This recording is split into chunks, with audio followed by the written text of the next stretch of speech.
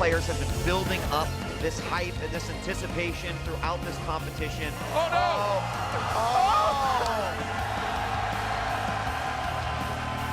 We've got everything covered. The players are here. The tournament bracket. Expect to see some interesting matches. The Hydra's just DPSing everything to death. Charging forward into his opponent's natural expansion. The Center God, Zilla God, Stalker God, nothing left. BG! Ladies and gentlemen, happy Sunday evening. You're watching the finals of the MLG Summer Invite, a tournament that started with 16 of the top players in North America. Now we're down to 4. They're going to play it out today, and we're going to find out who our champion is. Of course, I'm Axel Toss. I'm joined by Axlab. Great day on the beach here at the MLG Studios. That's right, we moved the studios. Yes, we're right actually on the beach right now. The shots you see in the break is actually cameras just facing different directions. Yep. I'm not kidding. This is just a backdrop. Like, I can actually feel the ocean on my face right now. A little bit of moisture in there. It's mildly annoying. We get sea smell. smell. Yeah, it smells fresh. I think I like it. There's a cute girl over there. I'm going to get her number.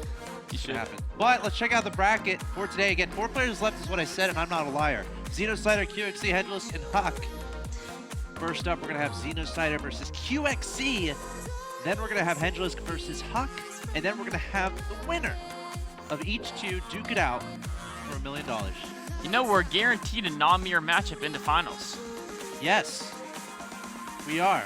That's a very good thing, because either a Terran will win, and then either a Protoss or Zerg will win. Because one side of the bracket has one race, and the other side of the bracket have the other races.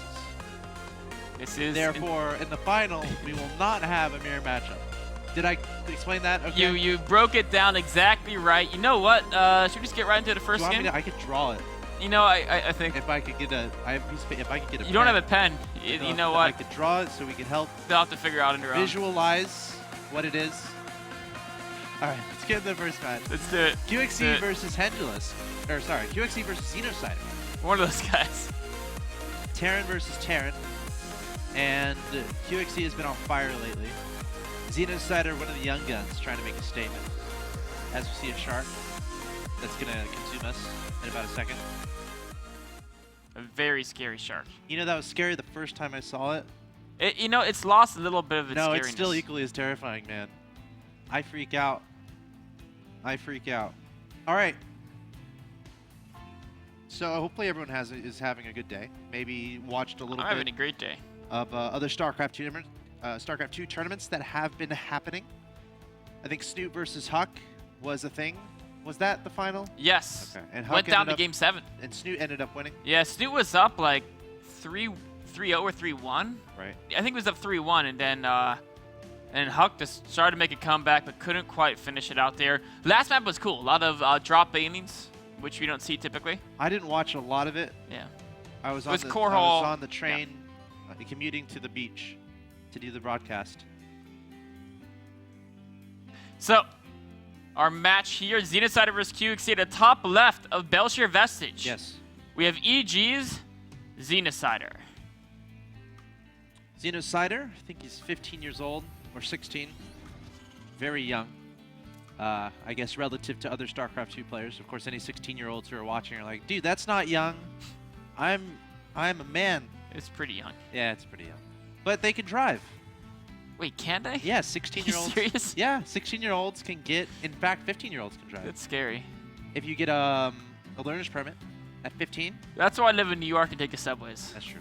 I haven't driven a car in a very long time. Of course, his opponent in the bottom right-hand location. Not 16.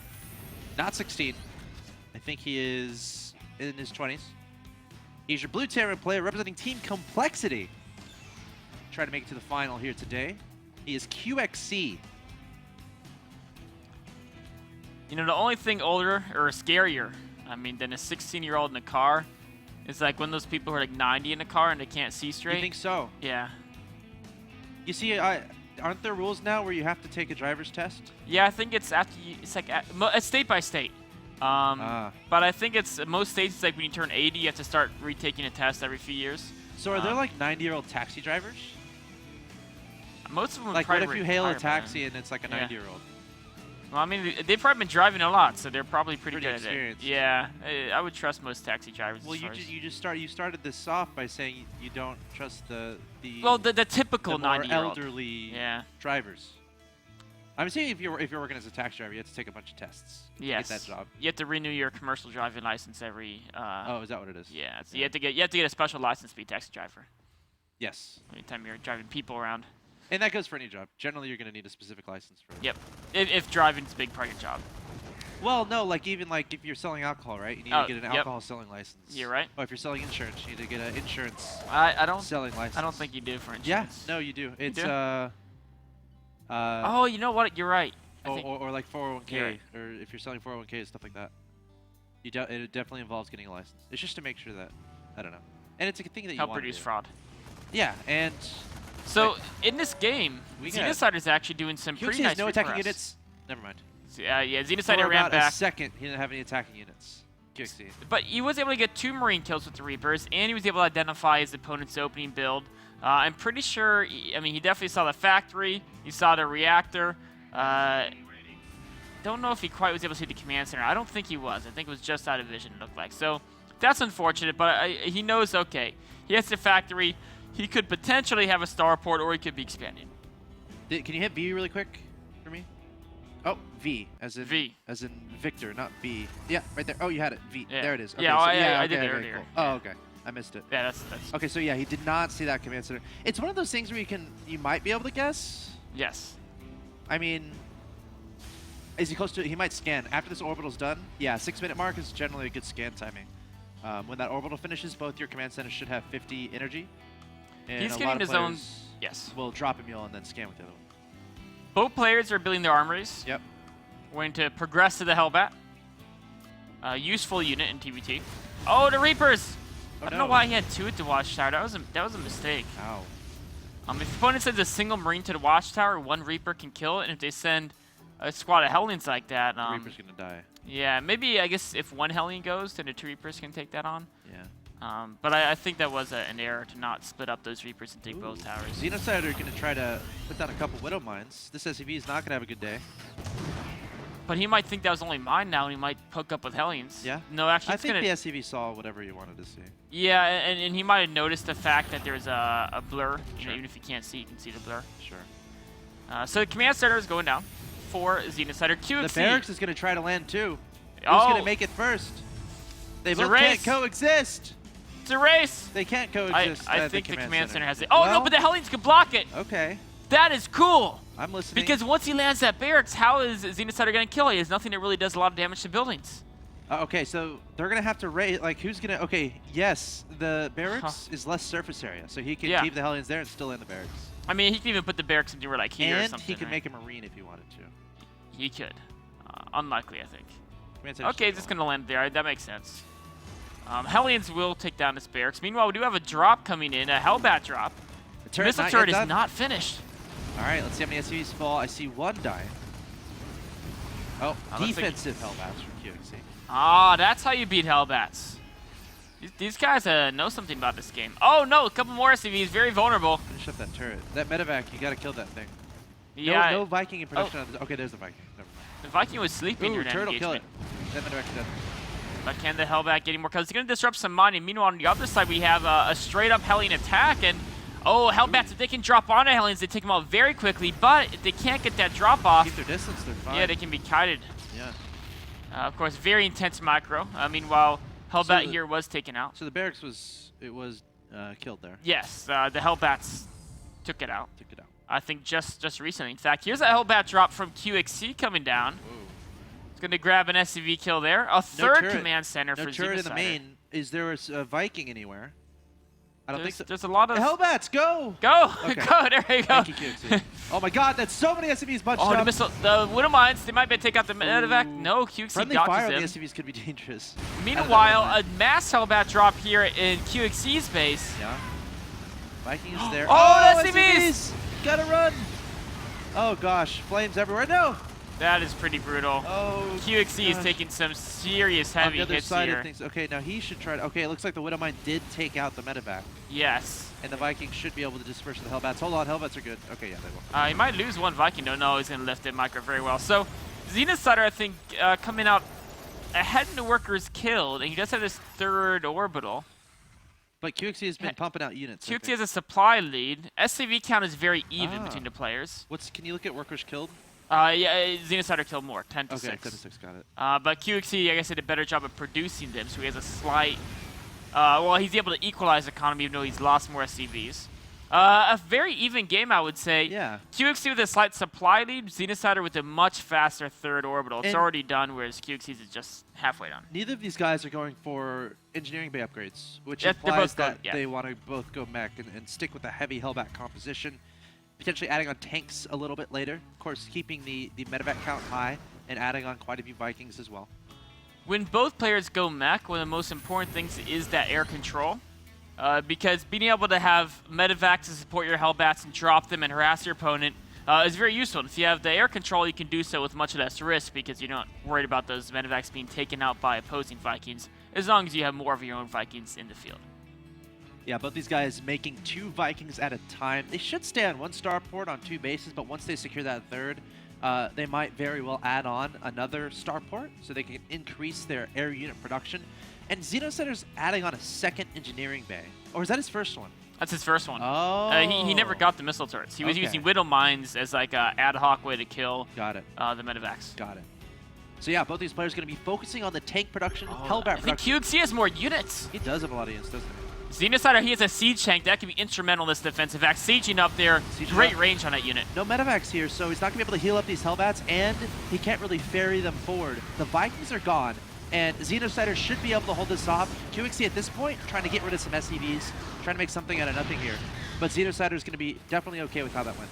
I think he's definitely happy. QXC lost significantly more hellbats in that engagement. Of course, units lost fairly even so far this game. Xenocider slightly ahead in that department. Okay. QXC's not done, though. He's still rallying these units across the map. That might be a misrally.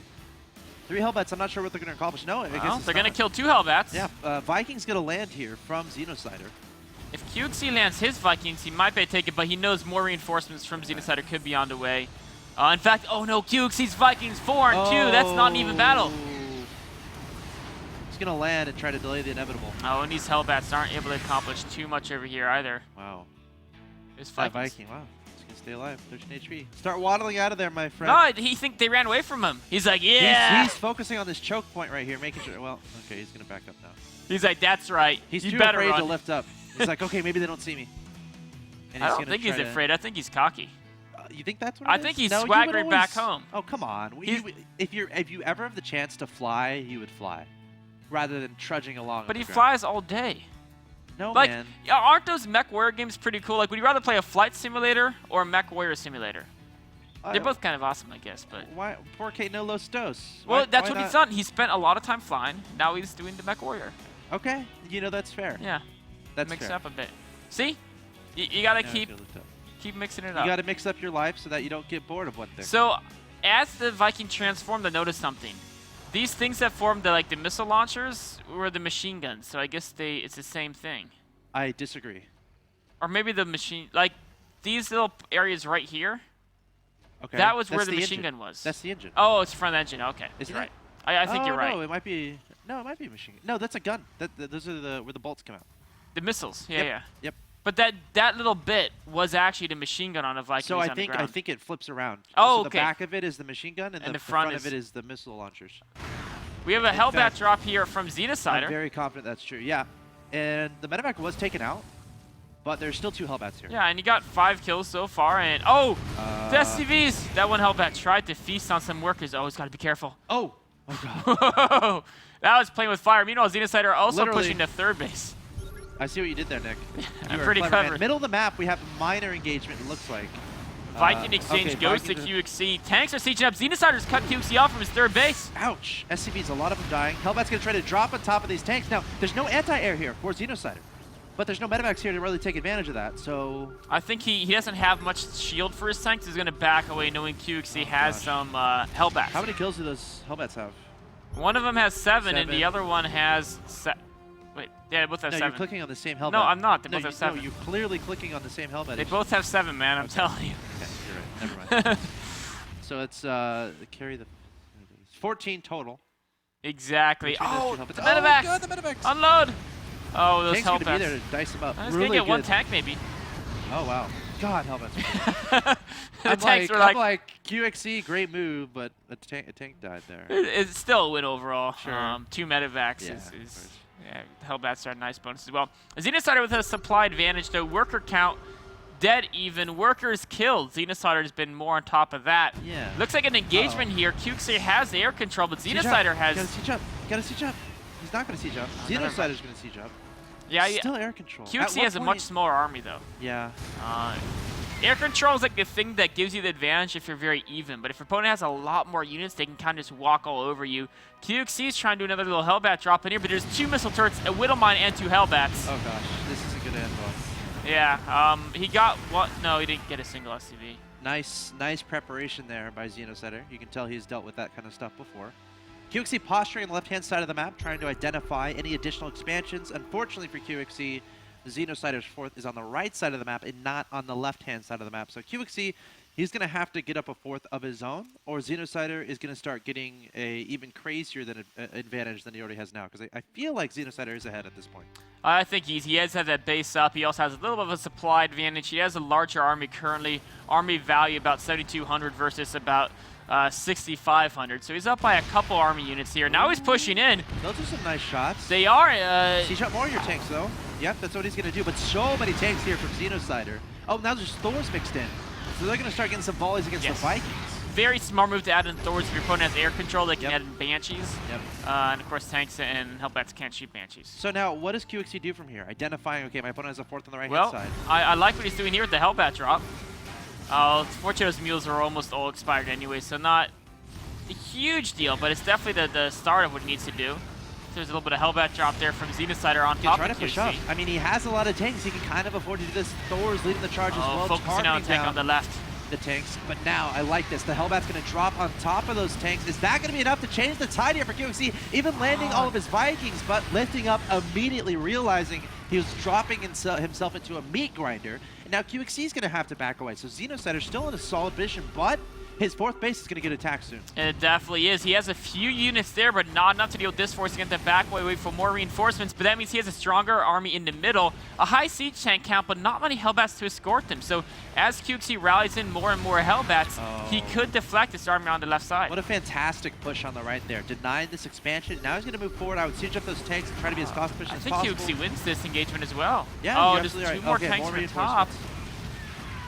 This is a lot down to micro, but it looks like Xenocider will push that away. But honestly, overall, that was pretty darn worth it for QXC. Absolutely, absolutely. And it was a move he had to make. I mean, now the supplies are very even. He still needs a fourth base of his own, which is difficult with Xenocider controlling the zone right outside of his second and tertiary bases. Yeah, these guys still just focusing on the tank production and Viking production, pretty much exclusively. Of course, Hellbats as well. Not really looking to stray away just yet, but now we see a second starport on the way from Xenocider. He needs some Hellbats. Replacing down that fourth base. Oh, there they are. A couple Hellbats coming in here. Yep. He's got to be careful. Oh, no, his tanks are caught. The tank's caught off guard a little bit. Gotta be careful about that pathing. Even the Hellbat's going to be trying to drop on top of those tanks. Who's going to siege up first? Xenocider not sieging up just yet. And now Xenocider is going to siege up. QXC has a bunch of Hellbats on the ground. The tank's trying to charge forward, but that's so much splash damage from Xenocider. It doesn't matter, though. QXC is going to roll over it. Great focus fire by Xenocider, though, knowing he was going to lose that battle. He focused all of QXC's tanks to make sure he took out some of the more important units of QXC's composition.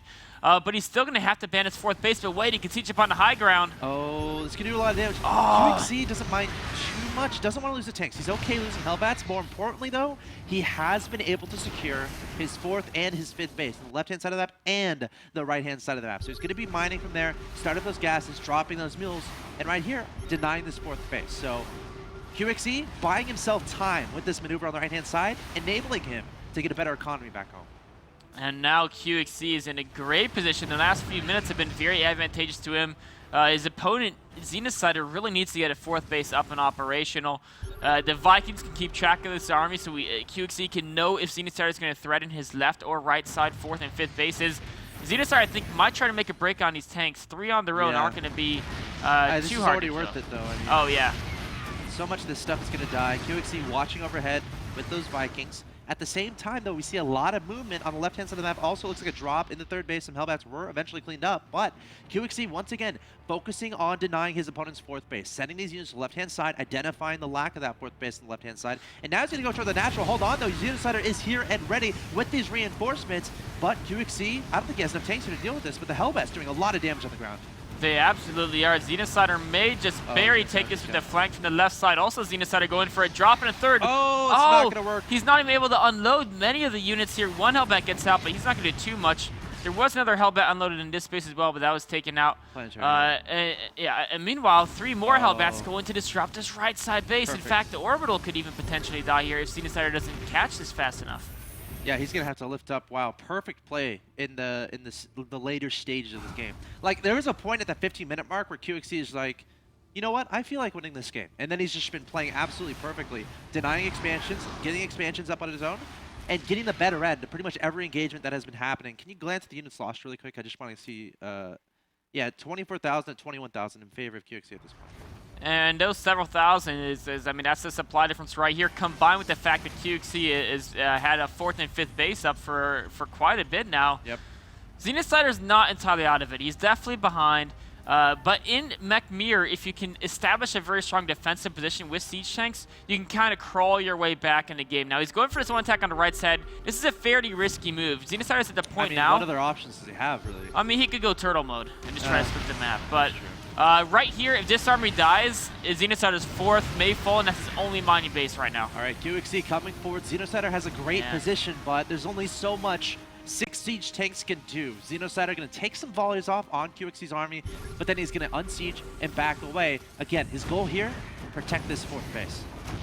Oh, and with the loss of the army on the right side, I don't know if he's in position. QXC with a great siege up here on the low ground. Reinforcements. Xenocider needs to siege up, but no. Xenocider saying it's too much. There's no way he could break that tank line. QXC had the air control. He had so many siege up tanks. The 4th would have to be abandoned. And he's already abandoned it too much. And I mean, he just got done identifying QXC's 4th on the right-hand side. Yeah, and he knew about the 5th as well. With the Hellbats from earlier. So it's a situation where it's like pretty much checkmate. Yep.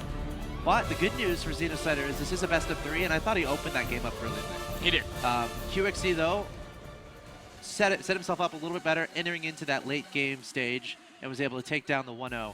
But guys, this is a best of 3. We'll be back with Game 2 after a quick break. You're watching the MLG Summer Invite. Next up, it's Game 2 between Xenocider and QXC.